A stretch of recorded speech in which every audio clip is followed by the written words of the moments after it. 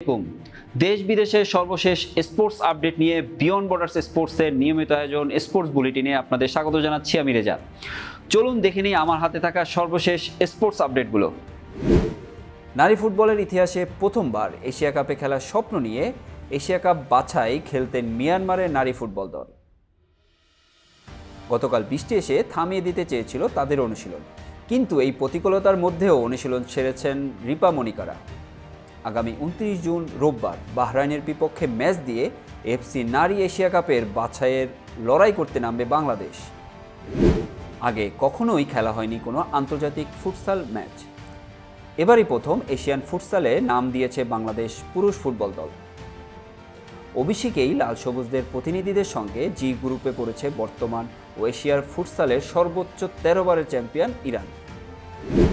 Australian তরুণ Sprinter good মাত্র 17 বছর বয়সী ইউরোপিয়ান অ্যাথলেটিক্স মিটে নজিরবিহীন সাফল্য পেলেন। চেক প্রজাতন্ত্রে অনুষ্ঠিত গোল্ডেন স্পাইক অ্যাথলেটিক্স মিটে 200 মিটার দৌড় শেষ করলেন মাত্র 20.20 সেকেন্ডে, আর এর মাধ্যমে সে ভাঙলেন বোল্টের রেকর্ড। সৌদি প্রো লিগের আগামী মৌসুমে কোন দলে খেলবেন ক্রিস্টিয়ানো রোনালদো? কয়েক মাস ধরে চলা জল্পনা কল্পনার হলো অবসান। সৌদি আরবের ক্লাব আল নাসেরের সঙ্গে 2 বছরের জন্য মানে 2027 সালের জুন পর্যন্ত নতুন চুক্তি করেছেন 5 বারের ব্যালন ডি'অর জয়ী তারকা ক্রিস্টিয়ানো রোনালদো। পূর্ণ হলো বাংলাদেশ ক্রিকেট দলের টেস্ট মর্যাদা লাভের রজত জয়ন্তী। এই উপলক্ষে গতকাল বৃহস্পতিবার বিকেলে মিরপুর শেরেবাংলা স্টেডিয়ামে মিডিয়া বিল্ডিংয়ে অনুষ্ঠিত হয় জমকালো এক আয়োজন। প্রথম টেস্টের 11 ক্রিকেটারকে সংবর্ধিত করার পাশাপাশি সম্মাননা জানালো বাংলাদেশ ক্রিকেট বোর্ড।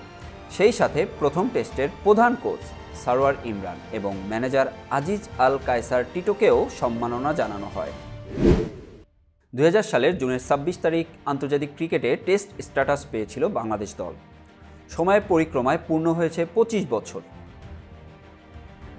টেস্ট ক্রিকেটের রজত জয়ন্তী উপলক্ষে এই দিনই মিরপুরের শেরেবাংলা স্টেডিয়ামে টেস্ট ক্রিকেটের অনার্স বোর্ড চালু করেছে বিসিবি, যেখানে 2000 সাল থেকে এখন পর্যন্ত খেলা প্রত্যেকটা টেস্ট ক্রিকেটারদের নাম, কোন মাঠে অভিষেক, টেস্ট ক্যাপের নাম্বার এবং বছরও লেখা ছিল। যমুনা গ্রুপের আয়োজনে বাংলাদেশে প্রথমবারের মতো মুয়ে থাই আন্তর্জাতিক টুর্নামেন্ট শুরু হয়েছে। গতকাল বৃহস্পতিবার বেলা 3টায় বাংলাদেশ চীন মন্ত্রী সম্মেলন কেন্দ্রে শুরু হয় 4 দেশের ক্রীড়াবিদদের এই প্রতিযোগিতায় স্বাগতিক বাংলাদেশ, ভারত, থাইল্যান্ড ও কিরগিজস্তানের 34 জন ক্রীড়াবিদ 17টি ফাইটে অংশ নিচ্ছেন।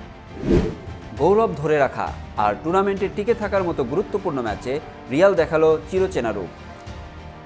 অস্ট্রেলিয়ান ক্লাব রেডবুল সালজবুর্গকে 3-0 গোলে পরিষ্কার ব্যবধানে হারিয়ে টুর্নামেন্টের শেষ চূড়া নিশ্চিত করে ইউরোপের এই দলটি। ম্যানচেস্টার সিটির আর্লিং হল্যান্ড গতকাল বৃহস্পতিবার রাতে তিনি তার ক্যারিয়ারের 300তম গোল করে মাত্র 370 ম্যাচে। এই কীর্তি গড়ার পথে লিওনেল মেসির লেগেছিল 418 ম্যাচ এবং ক্রিস্টিয়ানো রোনালদোর লেগেছিল 554 ম্যাচ। এবার ছেলেদের আন্তর্জাতিক টি20তেও পাওয়ার প্লেতে নিয়ম পাল্টানো হলো। ইনিংসের ওভার সংখ্যা কমলে পাওয়ার প্লেতে কত ওভার হবে সেটা আগে হিসাব করা হতো পূর্ণ ওভার সংখ্যায়। নতুন নিয়মে ইনিংসের ওভার সংখ্যা কমলে পাওয়ার প্লেতে কত ওভার হবে সেটা হিসাব করা হবে বলের হিসাবে।